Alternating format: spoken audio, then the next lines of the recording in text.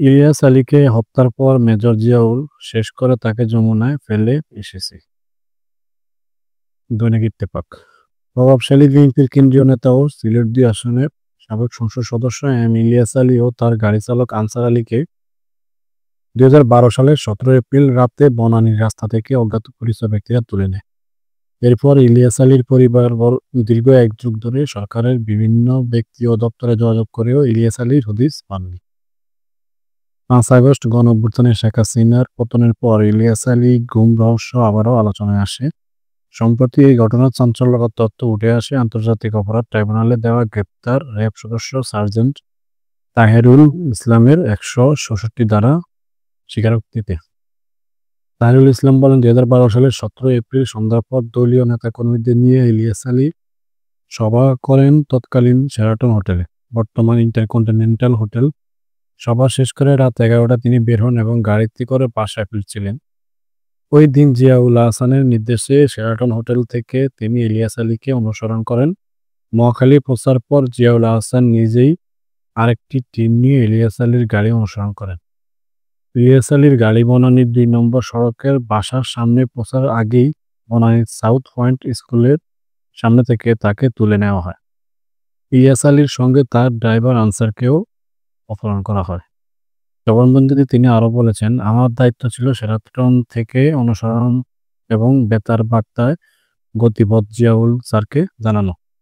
নোয়াখালী পৌঁছার পর ইলিয়াস আলীর গাড়ি সরাসরি অনুসরণ শুরু করেন জিয়ার টিম। পরে মহাখালী জলখাবার হোটেলের অদূরে বনানীর ২ নম্বর সড়কে ইলিয়াস আলীর গাড়িকে ধাক্কা দিয়ে থামানোর পর গাড়ির ড্রাইভার আনসার সহ ইলিয়াস আলীকে অপহরণ করে জিয়া টিমের সদস্যরা। এরপর জিয়া বলেন, তোমার ডিউটি শেষ, চলে যাও। নির্দেশনা অনুযায়ী দায়িত্ব শেষে তিনি ফিরে যান। জিয়ার টিম ইলিয়াস আলীকে নিয়ে যাওয়ার পর কি হয়েছে সেটা তিনি বলতে পারেন না। ট্রাইব্যুনাল সূত্রে জানা যায়, ইলিয়াস আলীকে হত্যা ছাড়াও র্যাবের জিয়াউল আহসানের কিলিং স্কোয়াডের এক সদস্য একদিনে ১১ জন এবং আরেক সদস্য ১৩ জনকে খুন করেছিলেন। সেই সময় জিয়াউল আহসান র্যাবের কর্মরত ছিলেন। বর্তমানে তিনি কারাগারে আটক রয়েছেন। আন্তর্জাতিক অপরাধ ট্রাইব্যুনালের তদন্ত সংশ্লিষ্ট সূত্র জানায়, ইলিয়াস আলীকে অপহরণের পর হত্যা করা হয়েছিল। হত্যার পর তৎকালীন র্যাব কর্মকর্তা এবং পরবর্তী সময়ে সেনাবাহিনীতে পদোন্নতি পেয়ে মেজর জেনারেল হওয়া জিয়াউল আহসান অফিসে ফিরে স্বস্তি ও আনন্দ প্রকাশ করেছিলেন। বলেছিলেন, আজ বড় একটি অপারেশনে সাকসেসফুল হলাম, শেষ করে তাকে যমুনায় ফেলে দিয়ে এসেছি। জিয়া এই কথাও বলেন যে, ইলিয়াস আলী অপারেশনের কথা ঊর্ধ্বতনকে জানিয়েছি। ঊর্ধ্বতন বলতে তিনি মেজর জেনারেল তারেক সিদ্দিকী কিংবা শেখ হাসিনাকে বুঝিয়েছেন বলে সূত্রের ধারণা। যাদের সামনে এই কথা জিয়াউল আহসান বলেছিলেন, তাদেরকেও চিহ্নিত করতে সক্ষম হয়েছে ট্রাইব্যুনালের তদন্ত টিম। গুম তদন্ত কমিশন সূত্র জানায়, শেখ হাসিনার নির্দেশে ইলিয়াস আলীকে গুম এবং খুন করা হয়েছিল। শেখ হাসিনা সরকারের সময়ে এসএসএফ এর মহাপরিচালক ছিলেন লেফটেন্যান্ট জেনারেল চৌধুরী হাসান সোহরাওয়ার্দী।